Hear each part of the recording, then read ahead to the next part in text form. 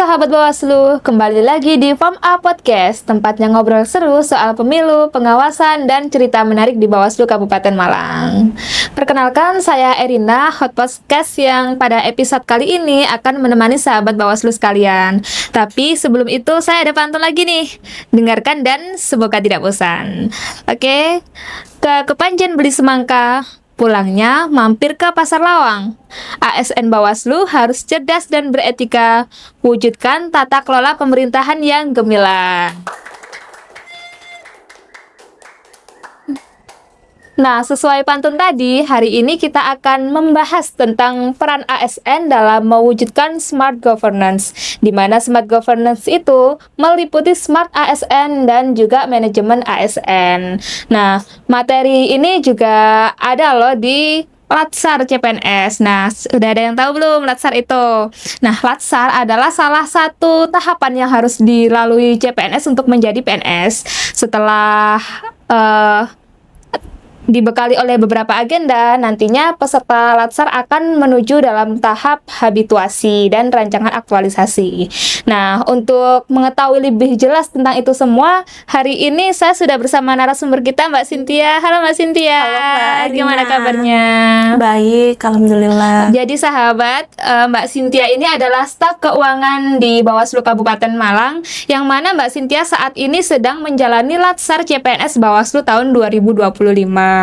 Nah, Mbak, sebelum kita ngobrol-ngobrol lebih dalam soal apa itu smart governance, bisa diceritakan dulu nih Mbak, gimana sih kesannya awal Mbak masuk di Bawaslu Kabupaten Malang ini? Jadi awalnya tuh tentunya senang ya dan bangga.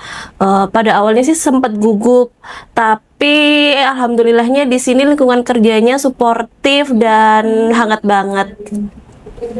Oke. Mbak Cynthia sekarang ini masih dalam tahap Latsar ya? Belum selesai ya? Iya, belum. Oh iya, belum, benar berarti. Mbak, terkait dengan smart governance, kan tadi ada smart ASN dan manajemen ASN ya. Nah, smart governance itu sebenarnya apa sih? Mungkin bisa sharing ke teman-teman biar lebih jelas seperti itu. Smart governance itu tata kelola pemerintahan yang berbasis teknologi dan data, di mana hal tersebut untuk meningkatkan efisiensi, transparansi, serta partisipasi publik. Oke, jadi kaitan erat dengan teknologi gitu Mbak ya. Betul. Karena menimbang sekarang juga sedikit-sedikit kita itu butuh banget teknologi seperti itu ya. Kemudian Mbak ya, di smart governance itu tadi kan butuh smart ASN ya. Nah, menurut Mbak Cynthia sendiri, smart ASN itu yang seperti apa sih? Menurutku tuh smart ASN tuh ASN yang dapat berintegritas, beradaptasi, serta mengerti mengenai pelayanan publik, seperti itu. Oke. Nah, ini yang smart ASN nih Mbak. Kan tadi ada dua ya, ada smart ASN dan ada manajemen ASN. Nah, kalau manajemen ASN-nya sendiri kaitannya dengan smart governance itu seperti apa? Jadi manajemen ASN ya? Ya. Manajemen ASN itu cara lembaga untuk mengelola ASN secara profesional dan transparan. Dimulai dari proses rekrutmen, terus pengembangan kompetensi hingga penilaian kinerja. Dimana jika sistem manajemennya itu baik, maka ASN dapat berkembang sesuai potensi sehingga hal tersebut dapat mendukung smart governance. Jadi sekarang Mbak dalam tahap pembelajaran smart governance itu ya? Sudah selesai sih Mbak, sekarang lagi sudah selesai. masa habituasi. Kemarin habis seminar rancangan aktualisasi dan sekarang menyusun laporan aktualisasinya. Berarti yang smart ASN itu masih belum agenda terakhir ya? Belum, itu agenda 3 dan sekarang sedang menjalani agenda 4. Agenda 4 fokusnya di mana Mbak? Atau ada agenda apa aja di agenda 4 ini? Agenda 4 itu habituasi, yaitu proses menyesuaikan perilaku positif ASN dalam pekerjaan sehari-hari, yaitu dengan melaksanakan aktualisasi seperti itu. Aktualisasinya ini seperti apa sih Mbak yang dilakukan selama habituasi ini? Jadi kita mencari isu yang relevan di unit kerja kita masing-masing, dan lalu dari isu tersebut kita mengimplementasikan, mencari solusi, dan kita aktualisasikan pada akhirnya seperti itu. Berarti Mbak juga mencari solusi yang ada di Bawaslu Kabupaten Malang begitu ya? Iya, betul. Oke. Isu yang Mbak angkat apa nih kalau boleh tahu? Isu yang saya angkat yaitu belum adanya buku pedoman mengenai pajak penghasilan seperti itu.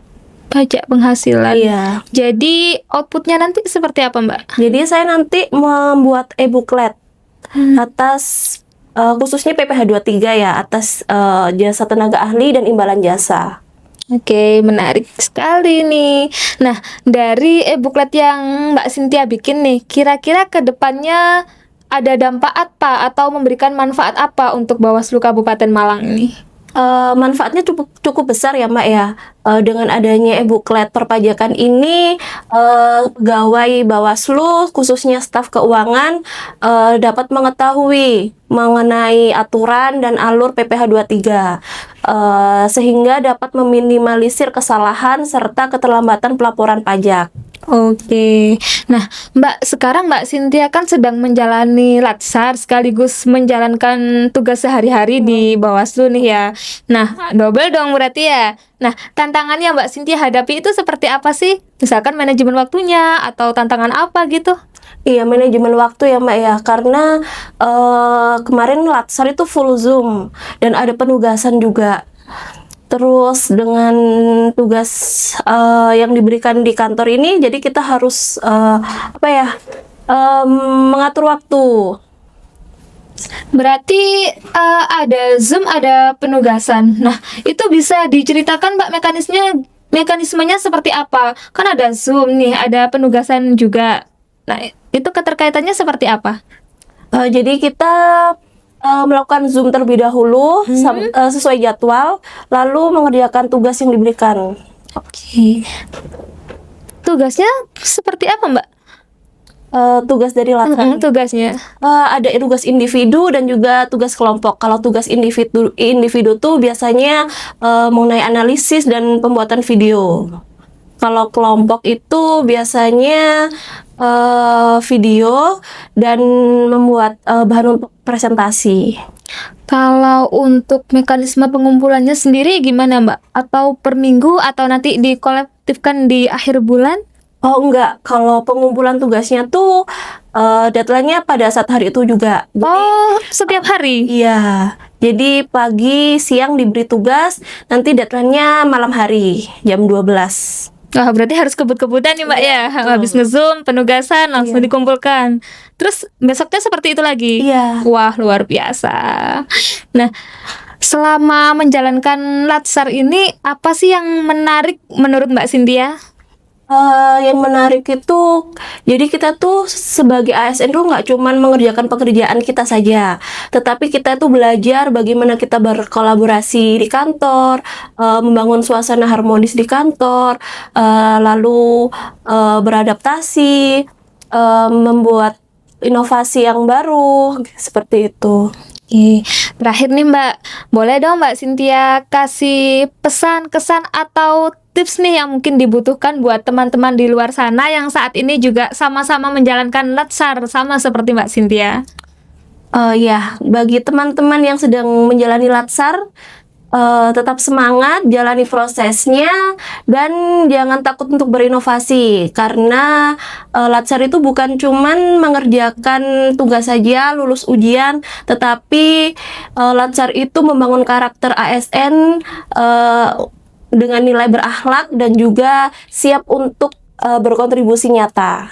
Oke, terima kasih Mbak Cynthia untuk berbagi pengalamannya hari ini. Nah, begitu sahabat. Jadi, berdasarkan apa yang telah dibagikan, pengalaman yang telah dibagikan oleh Mbak Cynthia, dapat kita ketahui bersama bahwa Smart ASN dan manajemen ASN sangat penting untuk mendukung smart governance. Nah, di era yang semakin berkembang seperti sekarang, ASN harus beradaptasi mengikuti perkembangan tersebut tersebut dalam ranah positif tentunya. Nah, ASN juga dituntut untuk terus berinovasi demi kemajuan di unit kerja masing-masing. Tuntutan inilah yang mendasari diadakannya Latsar bagi CPNS. Nah, terima kasih telah mengikuti perjalanan podcast hari ini. Saya Erina, pamit undur diri. Terima kasih.